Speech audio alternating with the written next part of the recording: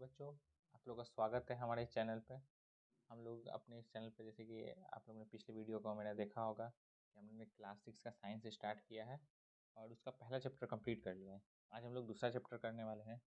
ये चैप्टर सिर्फ क्लास 6 के लिए तो इम्पोर्टेंट है, स्कूल एग्ज़ाम के लिए, साथ ही साथ इसके अलावा यूपीएससी या जो पीसीएस एग्ज़ाम होते हैं उसका बेसिक लेवल के लिए भी ज़रूरी होता है, क्योंकि अगर ये आप बेसिक लेवल पढ़िएगा तो आपको एडवांस लेवल पढ़ने में और ईजी होता है, क्योंकि आपको आगे का या 8 से लेकर 12 का जो साइंस रहता है और इजी वे में समझ में आता है। उसका जो बहुत सारे जो बेसिक्स जो यहाँ पे जो आप समझिएगा वो वहीं पे एडवांस या वास्ट लेवल में वहाँ मिलता है। तो आपका अगर बेसिक और अच्छा स्ट्रांग रहेगा तो आप अच्छे से कर पाइएगा उसको। तो चलिए हम लोग स्टार्ट करते हैं।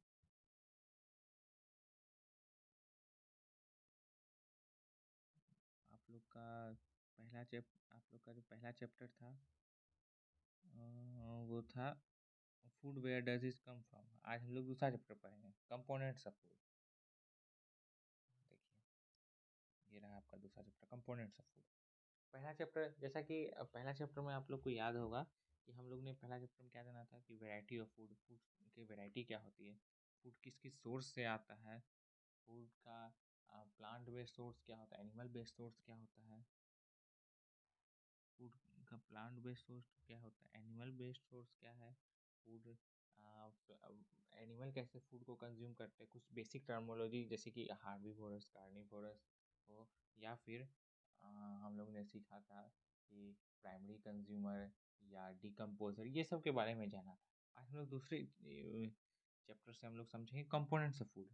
यानी कि इस चैप्टर में हम लोग का मेन फोकस रहेगा कि फूड में क्या क्या कंपोनेंट्स रहते हैं, क्या न्यूट्रिशन रहता है। हम लोग बैलेंस डाइट के बारे में जानेंगे कि कौन कौन कौन सा फूड हम लोग को, मतलब कि सारा जो न्यूट्रिशन हम लोग किस टाइप से अपना डाइट को मेंटेन रखें ताकि सारा न्यूट्रिशन हम लोग को सही मात्रा में मिले। उसके बाद अगर कोई न्यूट्रिएंट्स का कमी हो जाता है तो उससे क्या क्या बीमारी हो सकती है, हम लोगों को क्या डिजीजेस हो सकते हैं, ये भी हम लोग देखेंगे। और साथ में कुछ जैसे पहले चैप्टर में कुछ बेसिक जो टर्मोलॉजी देखे थे वो देखेंगे। इस चैप्टर में हम लोग अलग अलग एक्टिविटीज़ भी देखेंगे और साथ ही साथ कुछ इंपॉर्टेंट टेबल्स इसके बारे में हम लोग थोड़ा डिस्कस करेंगे, जो कि स्पेशली कि आप लोग का यूपीएससी एग्ज़ाम में भी आप लोग को काम आएगा। तो चलिए देखते हैं। जो चीज़ आप लोग को पिछले चैप्टर में मैंने बताई थी कि अलग अलग स्टेट में अलग अलग टाइप का वेजिटेबल या अलग अलग टाइप का फूड आइटम खाया जाता है, वहाँ अलग अलग टाइप का ग्रेन्स वहाँ पे होता है, जिसके कारण से वहाँ का फूड आइटम, वहाँ कल्चर अलग होता है। तो उसी के बारे में ये एक्टिविटी 1 में और ये टेबल 2.1 में यहाँ दिया गया है। जैसे कि आप लोग को पिछला ही चैप्टर में बताए थे कि जैसे पंजाब की तरफ अगर लोग जाइएगा या नॉर्दर्न स्टेट में अधिकतर जाइएगा तो वहाँ आपको रोटी मिलेगा उस तरफ। और साथ ही साथ अगर दाल का आइटम में देखिएगा तो राजमा मिलेगा, या वेजिटेबल में सरसों का साग, और ये सब चीज़ कॉमन टाइप का चीज़ जो कि वहाँ पे पंजाब में मिलेगा। अगर वही आप लोग साउथ के साइड में चल जाएगा जैसे कि लाइक आंध्र प्रदेश, तो वहाँ पे आपको राइस मिलेगा, वहाँ पे आपको तुरई का दाल मिलेगा, वहाँ पे आपको कुंदरू मिलेगा। तो इस टाइप का चीज़ मिलेगा। तो अलग अलग स्टेट के हिसाब से, अलग अलग जगह के हिसाब से भी फूड में वैरायटी अलग अलग टाइप का आता है, और ये हम लोगों ने पिछले चैप्टर में भी देखा था। और इसके इस यहाँ और यहाँ पे आपका एनसीईआरटी में यहाँ पे शुरू में चैप्टर की शुरुआत में भी कुछ यही टाइप का आप लोग अपने से भी पढ़ सकते हैं। ये जो कुछ जो ये बेसिक इन्फॉर्मेशन जो दी गई है ये भी कुछ उसी चीज़ के लिए ही दी गई है। ये सब लाइन अगर जब आप थोड़ली एक एक करके पढ़ेंगे तो आप देखेंगे कि यहाँ पे जो हमने जो कहा बताया था आपको, ये वही चीज़ यहाँ पे लिखा हुआ, और ये टेबल में भी वही चीज़ उसी के बारे में यहाँ पे बताया गया है इस टेबल में। इसको आप लोग अपने से आराम से पढ़ सकते हैं। तो आपका जो मेन चैप्टर जो शुरू होगा वो इधर से होगा। यहाँ पे हम लोग इस बारे में जानेंगे कि जो फूड जो आइटम जो हम लोग खा रहे हैं उसमें क्या क्या अलग अलग जो फूड आइटम जो हम लोग खा रहे हैं उसमें क्या क्या चीज़ कॉन्टेन है, क्या क्या इंग्रेडिएंट कॉन्टेन है, इसके बारे में हम लोग देखेंगे। चलिए देखते हैं आगे। यहाँ पे आप लोग देख सकते हैं कि यहाँ बताइए अलग अलग जो हम लोग डिश खाते हैं, अलग अलग जो फूड खाते हैं वो एक से ज़्यादा इंग्रेडिएंट से बनता है, बहुत सारे इंग्रेडिएंट से बनता है। जैसे कि हम लोग अगर मान लिया जाए हम लोग दाल ही खाते हैं तो दाल में सिर्फ दाल के साथ साथ उसमें नमक, हल्दी, तो इस टाइप का अलग अलग इंग्रेडिएंट भी मिलाया जाता है, जो कि हम लोग को प्लांट एनिमल से अलग अलग सोर्स के हिसाब से आता है। या जो मीट में ही उसमें भी अलग टाइप का मसाला मिलाया जाता है, जो हल्दी रहता है वो मिलाया जाता है, टमाटर मिलाया जाता है, तो वो भी अलग अलग प्रोडक्ट से मिलके तब वो मीट तैयार होता है। तो यही हम लोग यहाँ पे देखेंगे। देखिए, और जो और यहाँ पे देखिए, यहाँ पे जो बताया गया है कि ये जो अलग अलग, ये जो हम लोग का बॉडी में जो अलग अलग कंपोनेंट जो देखेंगे, what do different food item content, अलग अलग फूड आइटम में क्या क्या उसमें सामान कंटेंट रहता है, क्या क्या उसमें न्यूट्रिशन कंटेंट रहता है, अलग अलग टाइप का वो समझेंगे। सबसे पहले तो हम लोग ये जानेंगे कि न्यूट्रिशन क्या होता है। तो उसके लिए पहले हम लोग उसका बेसिक डेफिनेशन अभी देखने वाले हैं। हम लोग जानते हैं कि we know that each dish is usually made up of one और मोर इंग्रेडिएंट। हम लोग देखते हैं कि कोई भी डिश जो होता है वो एक से ज़्यादा इंग्रेडिएंट से बना हुआ रहता है। यानी कि अगर हम लोग जैसे कि पनीर ही ले लें नॉर्मल, तो उसमें पनीर के साथ साथ हल्दी, अलग अलग मसाला, तेल, ऑयल, तो अलग अलग टाइप का इंग्रेडिएंट से बनता है। और ये पिछले चैप्टर में भी हम लोगों ने देखा था, विच गेट फ्रॉम प्लांट और एनिमल। और ये जो इंग्रेडिएंट रहते हैं ये हम लोग कुछ प्लांट से मिलते हैं, कुछ एनिमल से मिलता है। कुछ किसी का सोर्स प्लांट का रहता है, किसी किसी का एनिमल। अगर मीट बन रहा है तो मीट में से मीट का सोर्स प्लांट का है, लेकिन उसमें से जो स्पाइसेस जो मीट में डालता है या जो हल्दी डालते हैं, तो वो सब हम लोग को कहाँ से मिलता है? प्लांट से मिलता है। तो प्लांट और एनिमल से मिला करके हम लोग इंग्रेडिएंट मिलता है।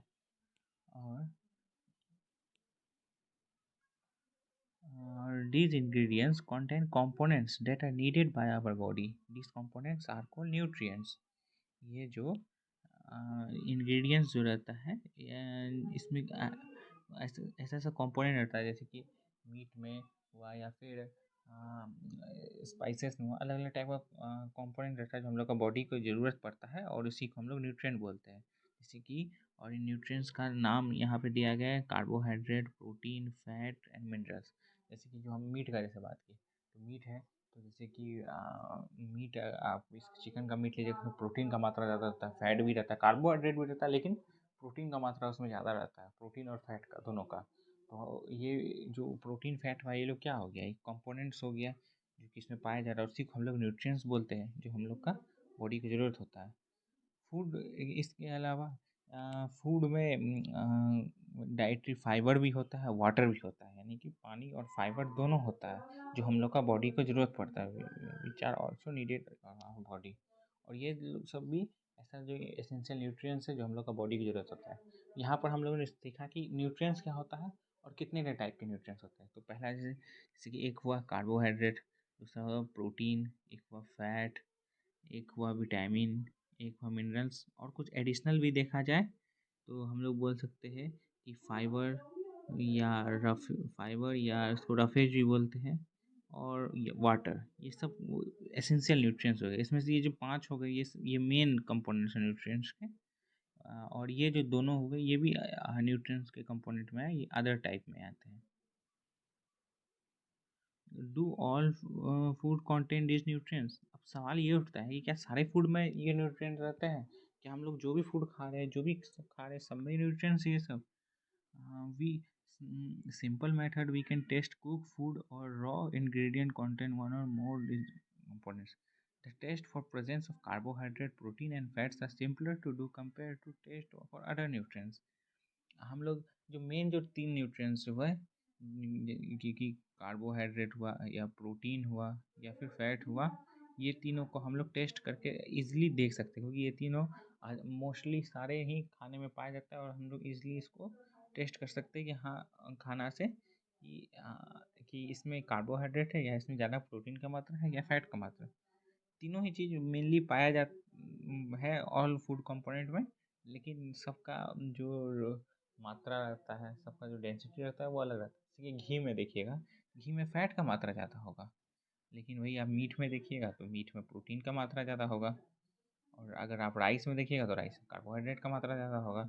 तो ऐसा नहीं कि राइस में प्रोटीन या फैट नहीं रहेगा, रहेगा, लेकिन बहुत ही जस्ट लाइक कि 0.1% या 5% इस टाइप का रेशियो में, जबकि 90% कार्बोहाइड्रेट रहेगा। अब आगे हम लोग यहाँ पे देख सकते हैं कि एक टेबल दिया हुआ होगा यहाँ पे 2.2 टेबल, और इसमें आप लोग को बताना है आप लोग को कि कौन कौन सा फूड आइटम में क्या क्या चीज़ प्रेजेंट है। जैसे कि कौन सा फूड आइटम में आप लोग को बताना है कार्बोहाइड्रेट या फिर स्टार्च प्रेजेंट है, किसमें प्रोटीन है, किसमें फैट है, किसमें क्या क्या प्रेजेंट है। जैसे कि मिल्क में क्या प्रेजेंट है, मिल्क में प्रोटीन का मात्रा ज़्यादा है। ग्राउंड नट में जो मूँगफली होता है उसमें फ़ैट ज़्यादा होता है। फिर अगर जो अनकुक्ड पाउडर राइस जो चावल का जो आटा होता है उसमें क्या प्रेजेंट होता है ज़्यादा, पका हुआ चावल में क्या होता है, ड्राई कोकोनट में क्या होता है, जो दाल में क्या होता है, दाल में से प्रोटीन का मात्रा यहाँ पे ज़्यादा रहता है। फ्रूट में क्या होता है, बॉयल एग में क्या होता है, बॉयल एग का वाइट पोर्शन में प्रोटीन ज़्यादा होता है, येलो पोर्शन में फैट ज़्यादा होता है। तो ऐसे अलग अलग आप लोगों को यहाँ पे इस टेबल को फिल करते हुए इसका आंसर लिखना है।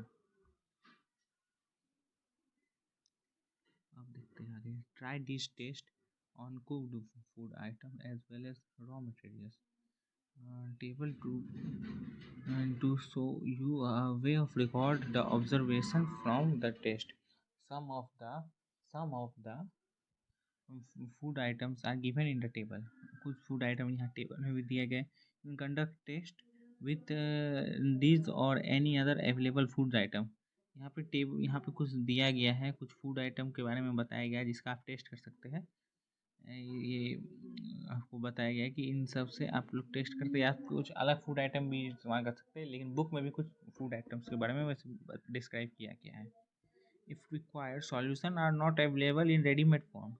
Your teacher can prepare them as in given box.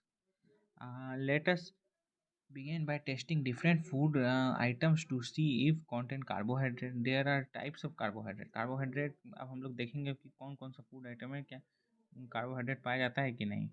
अब देखिए कार्बोहाइड्रेट का भी अलग अलग टाइप जैसे कि बताया गया है। There are many types of carbohydrate. The main carbohydrate जो कि हम लोग फूड में देखते हैं वो क्या होता है, स्टार्च के फॉर्म में होता है, ठीक है, और शुगर के फॉर्म में होता है, जो कि हम लोग ईजिली से पहचान सकते हैं, टेस्ट कर सकते हैं। और ईजिली अगर हम लोग सिंपल टेस्ट में भी उसका हम लोग पता कर सकते हैं कि हाँ इसमें कार्बोहाइड्रेट ये है। ऐसे और भी बहुत सारा इसका फॉर्म होता है कार्बोहाइड्रेट का। फ्रुक्टोज हो गया, सुक्रोज हो गया, ग्लाइकोसेन हो गया, ऐसे बहुत सारा होता है। तो ये एक बेसिक हो गया, सबसे बेसिक जो ये आता है वो होता है स्टार्च। तो हम लोग इस एक्टिविटी में देखेंगे कि अलग अलग एक्टिविटी यहाँ पे आगे यहाँ किया जाएगा। जैसे कि पहले टेस्ट ऑफ स्टार्च का देखा जाएगा कि किस प्रोडक्ट में कार्बोहाइड्रेट है, या उसका प्रोटीन का हम लोग चेक करेंगे कि हाँ प्रोटीन है कि नहीं है इस सामान में, उसका फैट का चेक करेंगे। तो चलिए एक एक करके हम लोग सब देखते हैं। उससे पहले देखिए ये जो टेबल दिया गया है ये कुछ इंग्रेडिएंट का सामान दे दिया है कि ये सब आप रखिएगा तो टेस्ट करने में ईजी रहेगा। आप लोग अलग अलग चीज़ का भी यूज़ कर सकते हैं, लेकिन जो बुक में दिया हुआ है कि अगर इसका इस्तेमाल कीजिएगा तो आप लोग को ज़्यादा बेनिफिट होगा, यानी कि जो बुक से आप ज़्यादा रिलेट कर पाइएगा। नहीं तो आप अलग से भी आपका अगर जो मन आप अलग से अपने मन से भी कर सकते हैं। देखिए जैसे कि टेस्ट ऑफ स्टार्च, यानी कि स्टार्च या कार्बोहाइड्रेट का हम लोग टेस्ट को देखेंगे। हम लोग को क्या करना है, take a small quantity of food item और रॉ इंग्रेडिएंट हम लोग को लेना है। उसमें 2-3 ड्रॉप जो होता है वो आयोडीन सॉल्यूशन का उसमें डाल देना है। आयोडीन जब जान रहे हैं, आयोडीन नमक में पाया जाता है, सॉल्ट में पाया जाता है। वैसे ही बाज़ार में आयोडीन का सॉल्यूशन मिलता है किसी भी केमिस्ट शॉप में, तो आप उस आयोडीन का सॉल्यूशन ले सकते हैं। और कोई भी फूड आइटम में नॉर्मल कोई भी फूड आइटम आप घर से उठाइए और उसमें डाल के देखिए कि आप लोगों को कलर चेंज दिखाई देगा।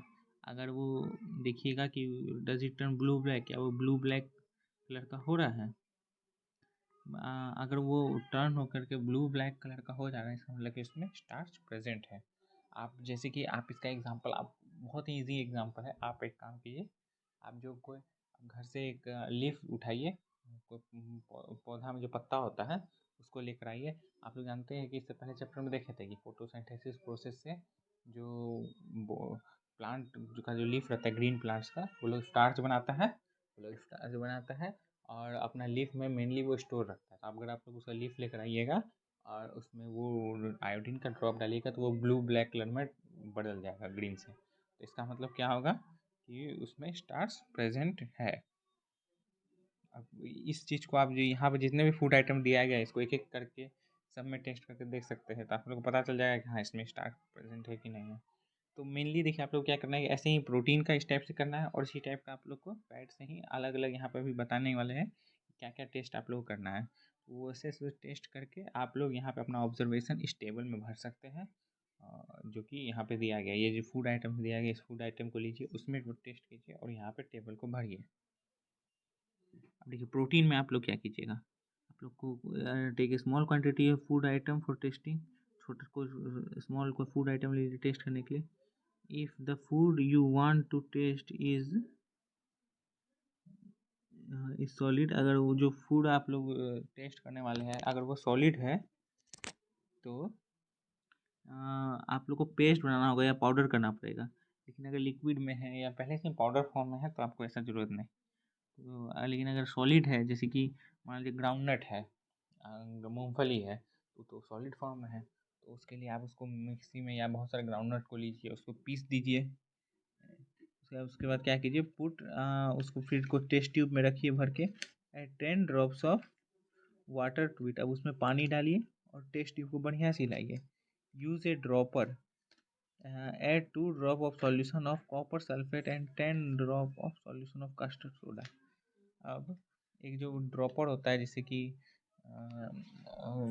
टेस्ट करने पे जो यूज़ किया जाता है बूंद गिरा करके, वो लीजिए और उसमें से 2 ड्रॉप कॉपर का सल्फेट का गिराइए और 10 ड्रॉप कास्टिक सोडा गिराइए, वो जो टेस्ट ट्यूब में जिसको आप अच्छे से मिलाए थे। Shake well and let the test tube stand for few minute, और कुछ देर तक उस टेस्ट ट्यूब को छोड़ दीजिए। The test tube content turn violet, अगर वो जो टेस्ट ट्यूब है वो वहाँ जो आप मिला के रखे वो अगर वॉयलेट कलर का हो जाएगा तो इसका मतलब क्या होगा कि आप लोग का वो जो फूड है उसमें प्रोटीन प्रेजेंट है। इसके बाद अब हम लोग देखेंगे कि फैट का टेस्ट कैसे होता है, किसी फूड कंपोनेंट में देखेंगे कि फैट है कि नहीं है, इसके बारे में हम लोग जानेंगे।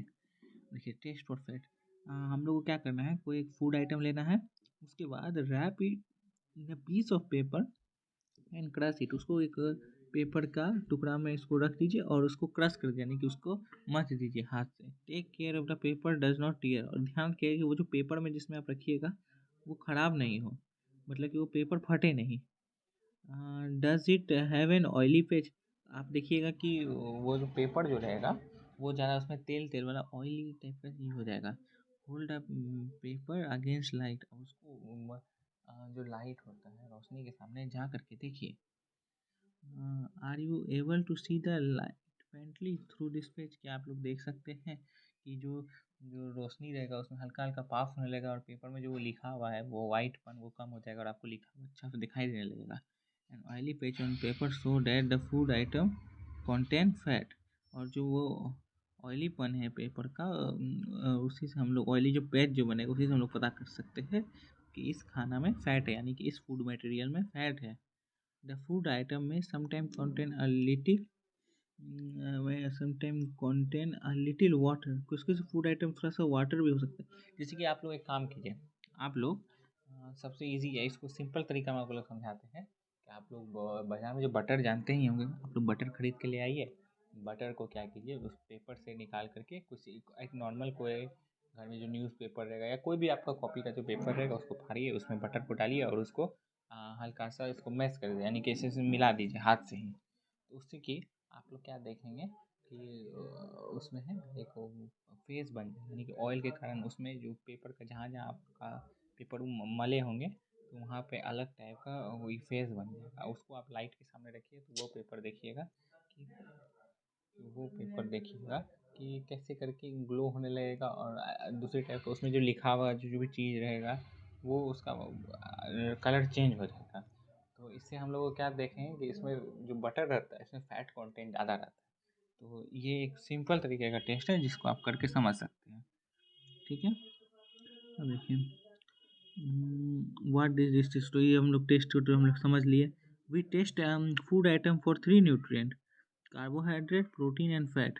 There are also nutrient like vitamin and mineral, कुछ न्यूट्रिएंट रहते हैं वो ऐसे भी रहते हैं, विटामिन और मिनरल भी बहुत इंपॉर्टेंट न्यूट्रिएंट रहते हैं। Why do we need all, अब हम लोग लेकिन विटामिन एंड मिनरल्स को हम लोग सिंपली हम लोग जो लेबोरेटरी में ज़्यादातर टेस्ट करके हम लोग पता करते हैं कि विटामिन एंड मिनरल क्या है। हम लोग इसमें जो लेकिन जो फैट जो कि कार्बोहाइड्रेट, प्रोटीन या फैट जो रहता है ये सब बहुत ही सिंपल और बेसिक न्यूट्रिएंट है, हम लोग आराम से ये सब सिंपल टेस्ट करके ही पता कर सकते हैं। लेकिन विटामिन एंड मिनरल के लिए हम लोग को मोस्टली हम लोग लेबोरेटरी में देखते हैं ताकि हम लोग को अच्छा से पता कर लग सकें। देखते हैं why do various nutrient do for our body. अब हम लोग जानेंगे कि ये इतना सा जो न्यूट्रिएंट जो है ये हम लोग का बॉडी में क्या हेल्पफुल करता है। हर एक न्यूट्रिएंट का हम लोग इम्पोर्टेंस को देखेंगे यहाँ पे कि जो कार्बोहाइड्रेट का क्या इंपॉर्टेंट है, फैट का क्या इंपॉर्टेंट है, प्रोटीन का क्या इंपॉर्टेंट है, हम लोग सारा इंपॉर्टेंट को यहाँ पे समझेंगे। सबसे पहले कार्बोहाइड्रेट। कार्बोहाइड्रेट क्या करता है? कार्बोहाइड्रेट हम लोग को एनर्जी प्रोवाइड करता है, energy to the body. Carbohydrate हम लोग को एनर्जी प्रोवाइड करता है बॉडी में, ठीक है। फैट क्या करता है? फैट क्या करता है? हम लोग को एनर्जी देता है। ठीक है, कार्बोहाइड्रेट भी एनर्जी देता है लेकिन और फैट भी एनर्जी देता है, लेकिन फैट जो एनर्जी देता है वो कार्बोहाइड्रेट का एनर्जी से बहुत ज़्यादा होता है, ठीक है।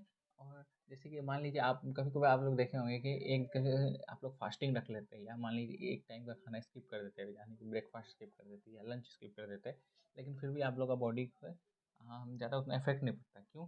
क्योंकि जब आप लोग वो जो अलग का जो फूड खाते हैं उसमें जो फैट कंटेंट रहता है वो आपका बॉडी इतना एनर्जी स्टोर कर रखता है कि कभी भी आप लोग का बॉडी को अगर एक्स्ट्रा एनर्जी की ज़रूरत पड़े आपको वो यूज़ में आ जाए। तो कभी कितना बार ही हम लोग समय पे जब खाना नहीं खाते हैं या लेट से खाते हैं तो वो फैट जो एनर्जी हम लोग का बॉडी को देता है तो उससे हम लोग का शरीर को वो ताकत मिलता है ताकि वो सारा परफॉर्मेंस कर सके, ठीक है। यहाँ पे आप लोग देख रहे हैं कि यहाँ पे कि सब यहाँ सोर्सेस ऑफ कार्बोहाइड्रेट को देखा है। यहाँ पे देखिए पिक्चर में आप लोग देख सकते हैं, वीट देख सकते हैं, राइस देख सकते हैं, बाजरा ऐसा स्वीट पोटैटो, ये सब कुछ एग्जाम्पल हो गया कि जिसमें पाया जाता कार्बोहाइड्रेट पाया जाता है। ऐसे सब चीज़ शुगर केन हो गया, पपाया हो गया, ये सब। नीचे में आप लोग ने इसके नीचे आप लोग फैट वाले सामान को देख सकते हैं कि कौन कौन सा फूड प्रोडक्ट में फैट, जैसे ग्राउंडनट हो गया, सनफ्लावर ऑयल हो गया, जो कि मस्टर्ड ऑयल हो गया, जो आप लोगों के घर में जो तेल इस्तेमाल होता है वो वाला, कोकोनट ऑयल हो गया बालों में लगाने वाला तेल, सोयाबीन ऑयल होगा, इससे परोठा बनता है, पूड़ी बनता है, वो वाला। या तिल हो गया, तिल का तेल, आलमंड हो गया, ये सब से आप लोग फैट हम लोग को मिलता है ये सब फूड आइटम से। फिर इसके अलावा और कुछ आइटम प्रोटीन वाला आइटम हो गया, जितने भी मीट हो गए, फिश हो गया, एग हो गया, या फिर मिल्क से जितने भी प्रोडक्ट बनते हैं स्पेशली जैसे कि आपका पनीर हो गया या उस टाइप के प्रोडक्ट, इसमें ज़्यादा प्रोटीन पाया जाता है।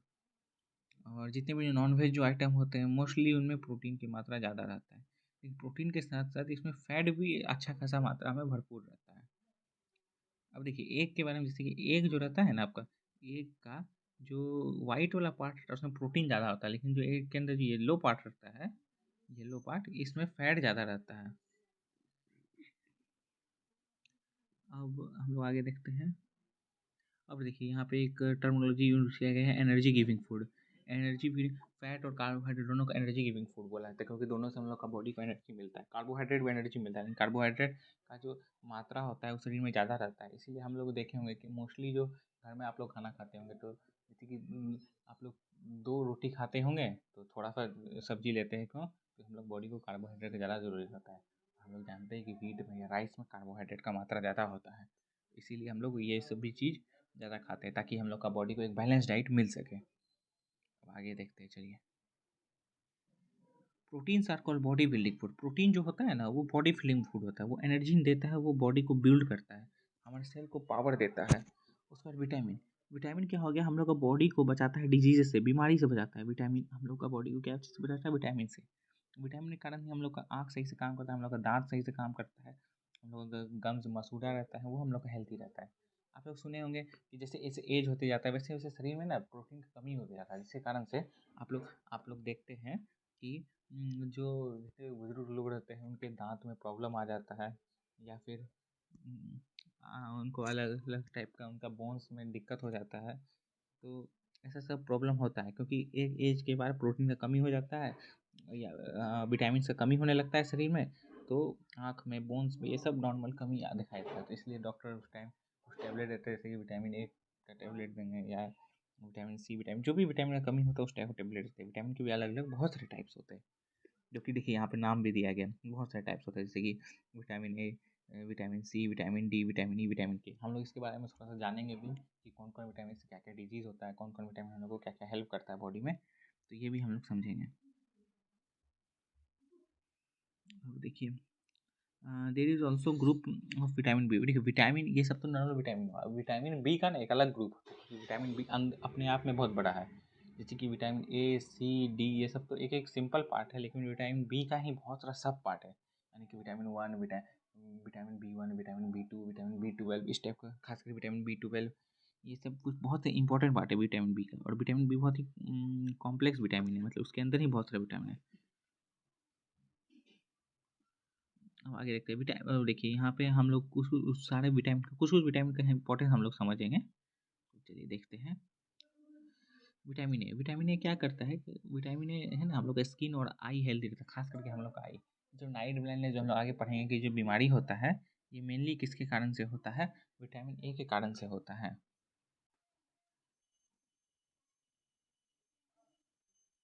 और विटामिन सी जो होता है वो हम लोग का बॉडी को हेल्प करता है अलग अलग बहुत सारे डिजीज से फाइट करने के लिए। यहाँ देखिए विटामिन डी के बारे में दिया गया, विटामिन सी के बारे में दिया गया। विटामिन डी जो होता है हम लोग का बॉडी को कैल्शियम देता है और हमारे बोन्स को और टीथ को मजबूत करता है।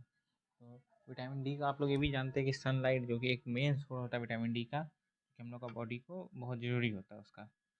Food that are rich in different vitamin are shown in figure 2.6 to 2.9। हम इसको ये आपको पहले भी बताए थे और अभी भी आप लोग देख सकते हैं यहाँ पे कि ये जो फिगर जो है यहाँ पे दिया हुआ है, ये देखिए, ये अलग अलग दिया हुआ है। इसमें देखिए कार्बोहाइड्रेट का सोर्स इसमें ज़्यादा है, ये वाला में कार्बोहाइड्रेट का सोर्स ज़्यादा है, इसमें प्रोटीन का ज़्यादा है। और यहाँ सब में विटामिन ए का सोर्स ज़्यादा दिखाया गया है, यहाँ विटामिन बी का दिखाया गया क्या क्या सोर्स है विटामिन बी, जैसे कि राइस हुआ, व्हीट हुआ, वही सोया बीट हुआ। फिर विटामिन ए के लिए मैंगो हुआ, कैरोट हो, पपाया हुआ। विटामिन सी के लिए ग्रीन चिली हो गया, गुआवा हो गया, टोमेटो हो गया, आंवला हो गया, लेमन हो गया।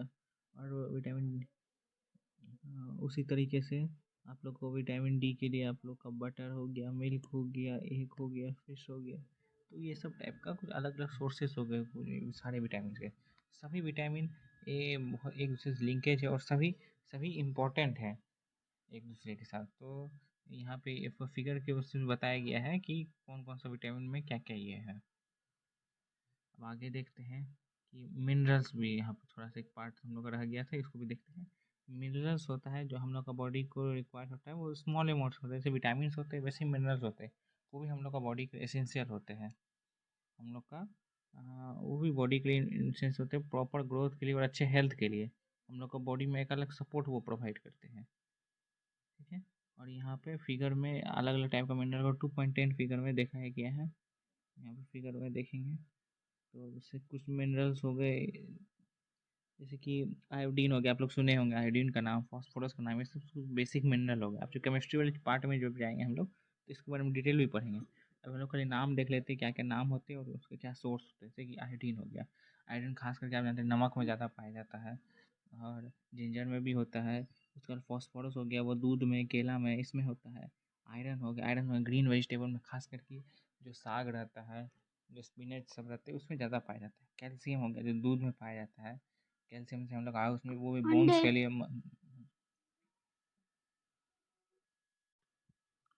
तो ये हम लोग देख लिए कि मिनरल्स जो होता है वो उसका इंपॉर्टेंट सोर्स होता है। अलग अलग सोर्स के बारे में देखें और समझें कि मिनरल्स हम लोग का बॉडी के लिए वो कितना ज़रूरी एसेंशियल न्यूट्रिएंट है। वैसे ही यहाँ पे देखिए जो इस पैराग्राफ में यहाँ जो है ये वाला पैराग्राफ, इसमें ये देखिए ये चीज़ हम आपको पहले ही बता चुके हैं कि कोई भी जो फूड सोर्सेस रहता है ना, ऐसा नहीं कि अगर किसी फूड सोर्स में कार्बोहाइड्रेट है उसमें प्रोटीन नहीं है। बस बात है क्या कि उसमें राइस का एग्जांपल ही ले लीजिए। राइस में जैसे कि कार्बोहाइड्रेट का क्वांटिटी ज़्यादा होता है, लेकिन ऐसा नहीं है कि उसमें प्रोटीन या अलग मिनरल्स या फाइबर नहीं होता है, उसमें भी होता है, लेकिन उसमें कार्बोहाइड्रेट का मात्रा ज़्यादा होता है, तो इसीलिए हम लोग उसको कार्बोहाइड्रेट रिच फूड बोलते हैं। तो उस और आगे देखते हैं।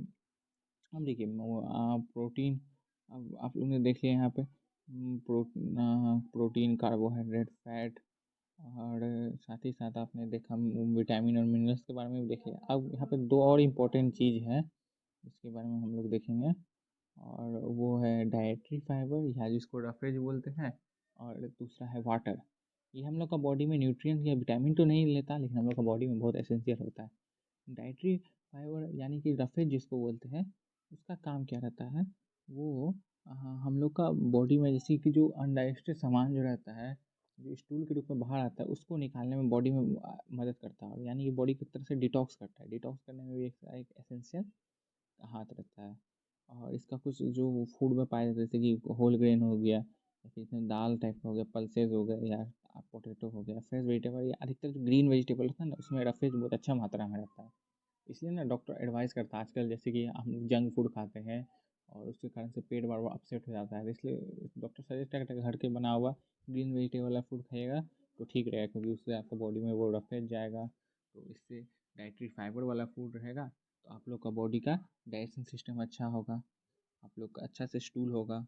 तो ऐसा डॉक्टर भी सजेस्ट करते हैं। चलिए अब आगे क्या वाटर के बारे में बताया गया है यहाँ पे। वाटर आप लोग जान ही रहे हैं कि वाटर जो है ना वो हम लोग बॉडी का ऐसे बहुत ही ज़्यादा एसेंशियल पार्ट है।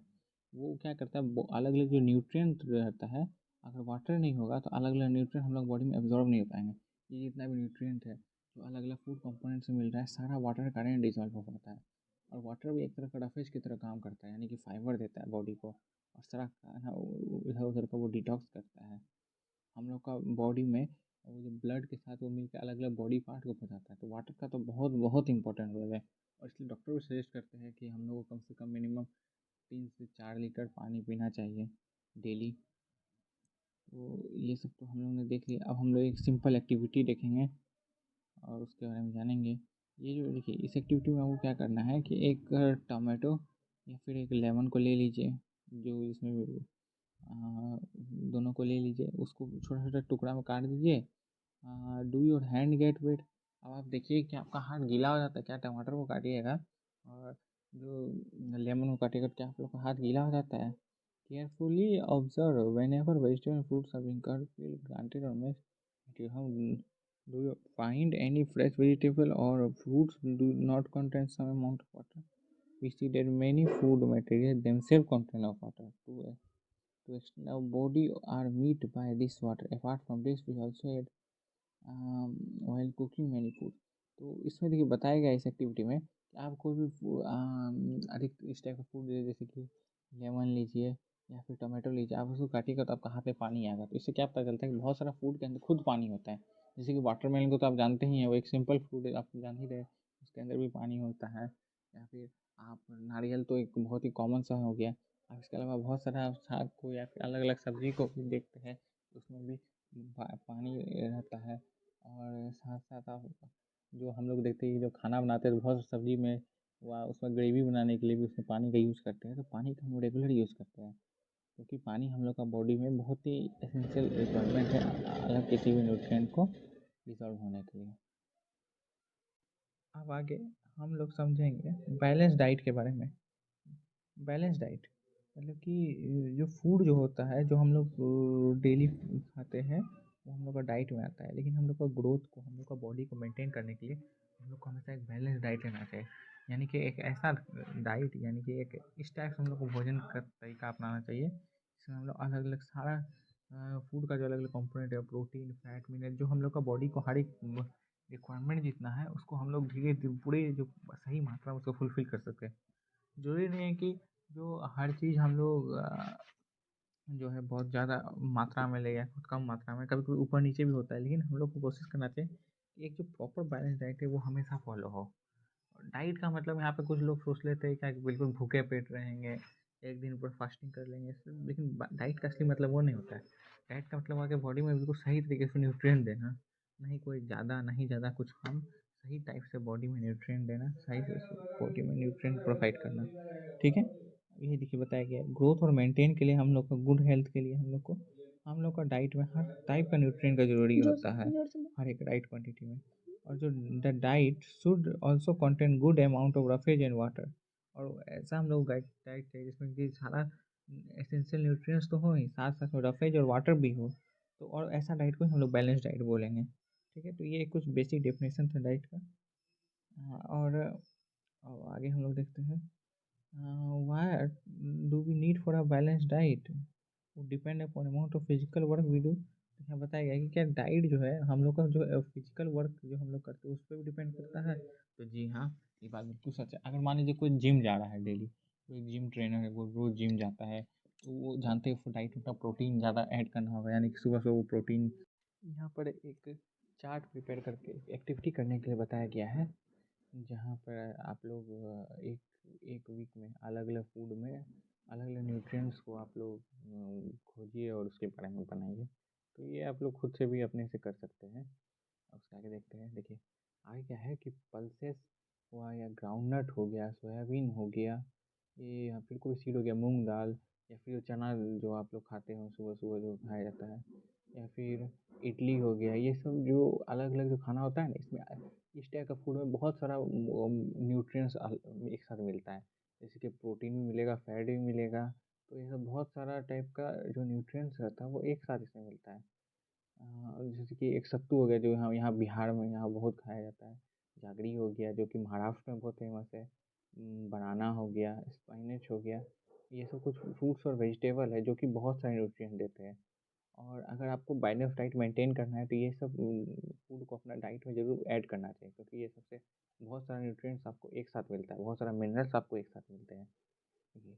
और साथ साथ बैलेंस डाइट का यहाँ पे और कुछ पॉइंट दिया गया है कि बैलेंस डाइट का मतलब ये नहीं कि राइट सिर्फ कि खाना सही खाना खाना, इसका मतलब है कि सही से पका हुआ खाना खाना। अगर मान लीजिए आप लोग बहुत ही ओवर कुक खाना खा रहे हैं, बहुत ही तला हुआ, बहुत ही ज़्यादा तला हुआ या भुजा हुआ खाना खा रहे हैं, तो वो आपको नुकसान दे सकता है ज़्यादा तला हुआ खाने से। या फिर ज़्यादा ही अगर कोई सब्जी को जैसे आप लोग ले आए उसको ज़्यादा धोने से, तो उससे क्या होता है न्यूट्रिएंट का लॉस होता है उसमें। उसके जो एसेंशियल न्यूट्रिएंट्स होते हैं वो अधिकतर वो लॉस्ट हो जाते हैं, जिसके कारण से उसमें वो प्रॉपर न्यूट्रिएंट आप लोग का बॉडी को नहीं मिलता है। यहाँ पर भी देखिए वही बताया गया है कि हम लोग का बॉडी न्यूट्रिएंट लॉस हो जाता है, बॉडी को प्रॉपर न्यूट्रिएंट नहीं मिलता है। अगर वेजिटेबल और फ्रूट उसको अगर उसका छिलका सही तो उसको काट दिया जाए, उसको ज़्यादा धोया जाए, तो उसमें जितने भी प्रॉपर न्यूट्रिएंट रहते हैं सब समाप्त हो जाता है।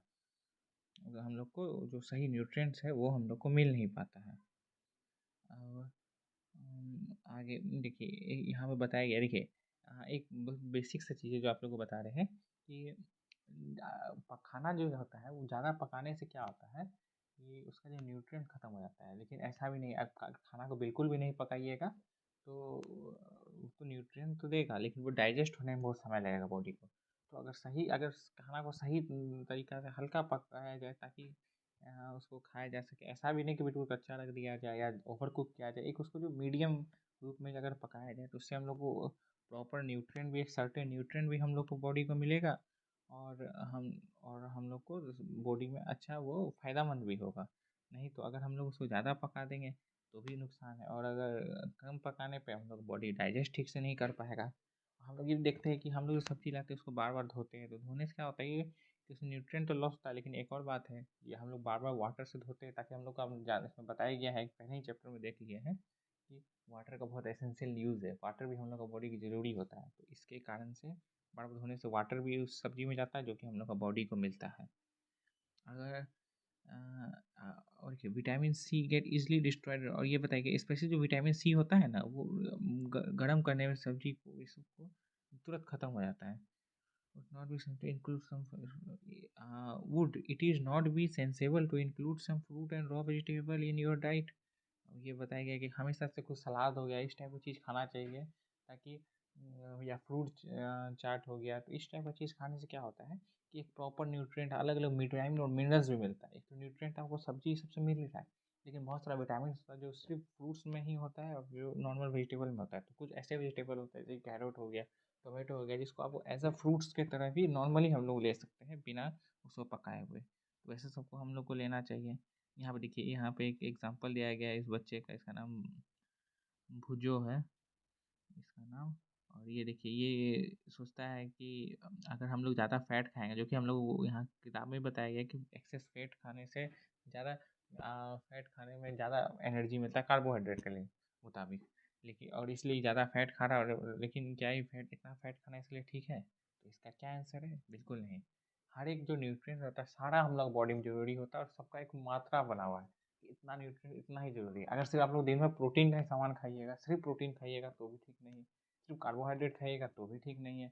ये जैसे कि सिर्फ फैट का सामान खा रहा है, ज़्यादा तला हुआ सामान खा रहा है, ज़्यादा घी तेल ये सब ज़्यादा यूज़ कर रहा है, ये भी ठीक नहीं। इससे देखिए क्या प्रॉब्लम होता है, ओबेसिटी यानी कि मोटापा बढ़ता है।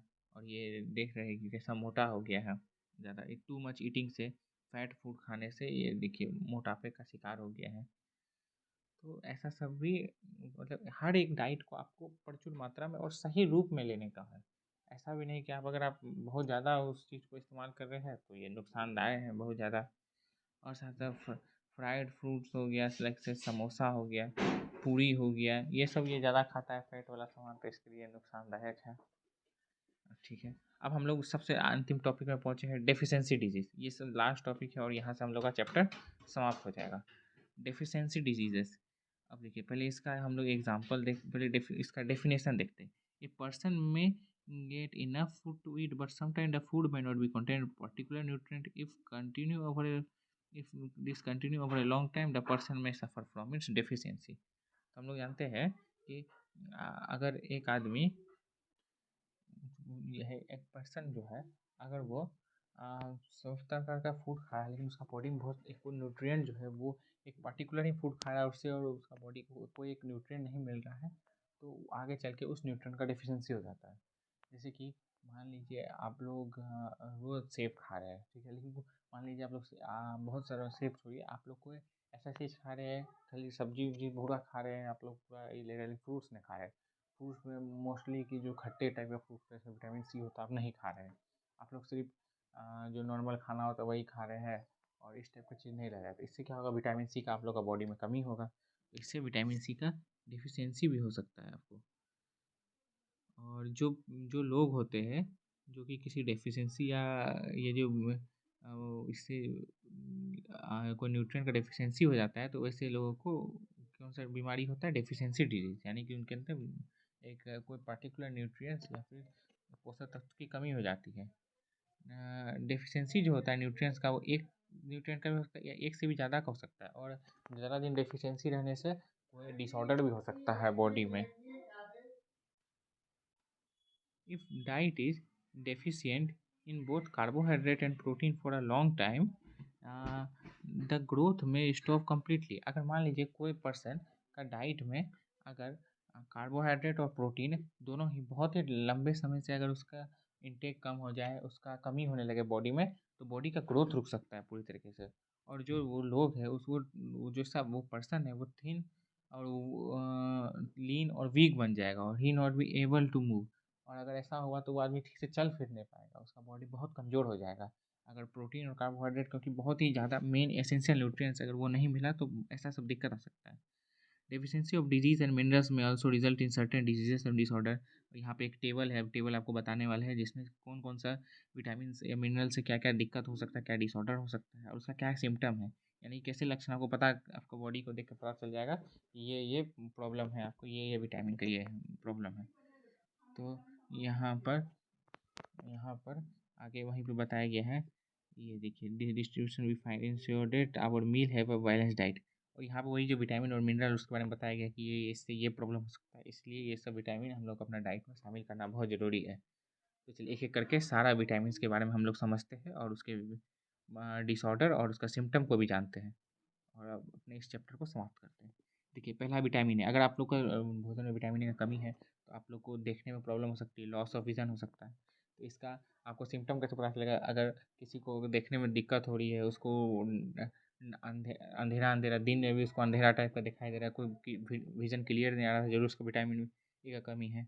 विटामिन बी 1 का कमी से बेरी बेरी होता है, मसल आपका वीक हो जाएगा, चलने फिरने में आपको नहीं बनेगा, पैर हाथ मोड़ने में नहीं बनेगा। और विटामिन सी का कमी से आपको सॉरी यानी कि जो होता है ना गम ब्लीडिंग होगा, यानी कि मसूड़ों से आपका खून निकलने लगेगा। आपका जो अगर कहीं चोट लगा तो जल्दी ठीक नहीं होगा, फिर बताएंगे वुंड टेक लॉन्गर टू ठीक, जल्दी ठीक नहीं होगा। विटामिन डी से रिकेट हो जाएगा, यानी कि बोन्स कमज़ोर हो जाएगा, ठीक से आप खड़ा नहीं हो पाइएगा, आपको हमेशा लेट के आप बैठ नहीं पाइएगा ठीक से, आपका पैर का हाथ का हड्डी में दर्द होगा। कैल्शियम कैल्शियम जो कि दूध में पाया जाता है, अगर वो आपको बॉडी में कम हो गया तो बोन्स में और दांत जो है वो जल्दी टूटने लगेगा, दांत आपका हड्डी कमज़ोर हो जाएगा, दांत सड़ जाएगा। आयोडाइन आयोडीन से उनको गोइटर हो जाएगा, यानी कि जो गला के नीचे आप लोग देखे होंगे कि बहुत किसी का ऐसे फूल जाता है, क्यों, क्योंकि उसमें आयोडीन की कमी होती है वैसे के अंदर। अगर आपका ज़्यादा ये गला से अगर स्वेल हो गया, फूल गया, तो इसका मतलब कि आपको आयोडीन की कमी है। आयरन आयरन की कमी से एनीमिया और यानी वीकनेस, आयरन का कमी से आपको शरीर में हेमोग्लोबिन जो कि आपका रेड ब्लड सेल जो खून में पाया जाता है, आगे आप लोग अपने आगे आने वाले चैप्टर बड़ी क्लासेस में पढ़ेंगे। अगर अगर आयरन की कमी से आपका शरीर में वही एनीमिया यानी कि खून का कमी हो जाता है, आपको खून का चढ़ाने का भी ज़रूरत पड़ सकता है, ऐसा भी ना बता सकता है। तो इसलिए आप लोग को सारा ही बैलेंस डाइट में खाना खाना चाहिए और सारा विटामिन्स को प्रचुर मात्रा में सही तरीक़ा से लेना चाहिए। तो चलिए फ्रेंड्स, हमारा ये चैप्टर समाप्त होता हुआ, यहाँ पे कुछ समरी है जो आप खुद भी आप आराम से अपने से पढ़ सकते हैं। यही जो चीज़ बताया गया उसी के बारे में हल्का सा ये सिंपल फॉर्म में कुछ जो बेसिक डेफिनेशन है उसको इसमें यहाँ लिखा गया है। ये एक्सरसाइज है, इसको हम आने वाले वीडियोस में अपना डिस्कस करेंगे। तब तक आप इसको अपने से बनाने का प्रयास कीजिए। बहुत ही सिंपल एक्सरसाइज है और ये चैप्टर भी बहुत ही आसान और सिंपल था। आप लोग से उम्मीद है कि एक बार फिर आप लोग अपने से ये घर में एक एक लाइन बाय लाइन चैप्टर को पढ़िएगा, रिवाइज कीजिएगा, क्योंकि ये तो 6 क्लास के थे तो ये इम्पोर्टेंट है ही। और साथ ही साथ जो कि ऐसे स्टूडेंट्स जो PCSC या किसी स्टेट के या फिर UPSC वाले एग्ज़ाम का देने के लिए सोच रहे हैं, उसके लिए भी ये चैप्टर बहुत इंपॉर्टेंट, क्योंकि एक आपको बेसिक नॉलेज देगा, आपको जो और अच्छा से आपको सिखाएगा। चलिए, गुड बाय।